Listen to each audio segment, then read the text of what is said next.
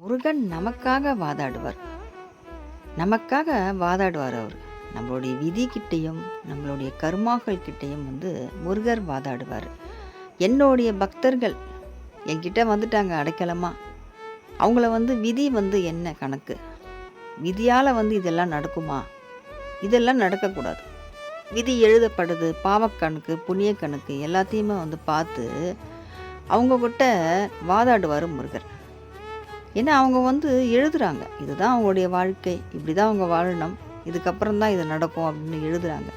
முருகர் என்ன சொல்லிடுவார்னா, என்னை அவங்க வணங்கிட்டாங்க, என்கிட்ட சரணாகதியை அடைஞ்சிட்டாங்க, என்கிட்ட ஒரு உதவின்னு கேட்குறாங்க, அவங்கள எப்படி நான் ஏமாற்ற முடியும்?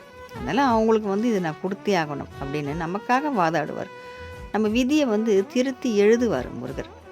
திருத்தி எழுதப்படும் நம்ம தலையெழுத்தே.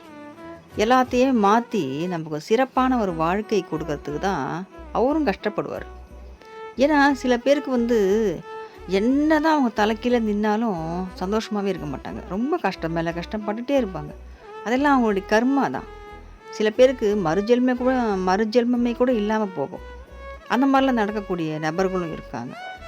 யாரையுமே சரி, மறுஜென்மம் அவங்களுக்கு இருந்தாலும் சரி இல்லைனாலும் சரி, இந்த ஜென்மத்தில் என்னை நம்பிட்டானா நான் அவனை காப்பாற்றுவேன் அப்படின்னு நமக்காக போராடுவார், வாதாடுவார் முருகர். யார்கிட்டேயுமே நம்மளை விட்டு தர மாட்டார். முருகர் பக்தர்களுக்கு துணை முருகரே தான். முருகர் பக்தர்களுக்கு பலம் முருகனே தான்.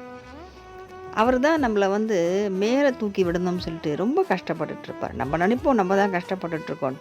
நம்ம நல்லா இருக்கிறதுக்காக முருகர் கஷ்டப்பட்டுட்ருப்பார். முருகர் போராடுவார்.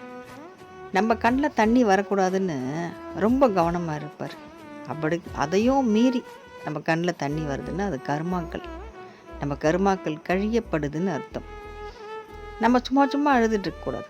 ஆனால் நம்மளையே அறியாமல் நம்ம கண்ணில் தண்ணி வருது பார்த்திங்களா, மனம் நொந்து ரொம்ப வழியில் நம்ம முருகா இதுக்கப்புறம் நான் என்ன தான் பண்ண போகிறேன்னு தெரியலையே, இவ்வளோ கஷ்டத்தை நான் அனுபவிக்கிறேனே, என்ன நினச்சா எனக்கே அழுக வருது அப்படின்னு நம்ம நினைக்கும் போதே நம்மளை கண்ணை மீறி அந்த தண்ணி வரும். அழக்கூடாதுன்னு நினச்சாலும் அந்த அழ வரும். அதுதான் நம்ம கர்மாக்கள் கழியப்படுது. உள்ளம் நொந்து நம்ம அழுதுடணும் முருகர்கிட்ட மட்டும். நம்ம யார்கிட்டையும் நம்ம கஷ்டத்தை சொல்ல வேண்டாம். யார்கிட்டையும் நம்ம முகத்தை சோகமாகலாம் வச்சுக்கிட்டு எதுவும் பண்ண வேணாம். சிரிச்சிட்டே இருப்போம். அந்த கவலை எல்லாமே தனியாக உட்காந்து முருகனை நினச்சி அழுதுடணும்.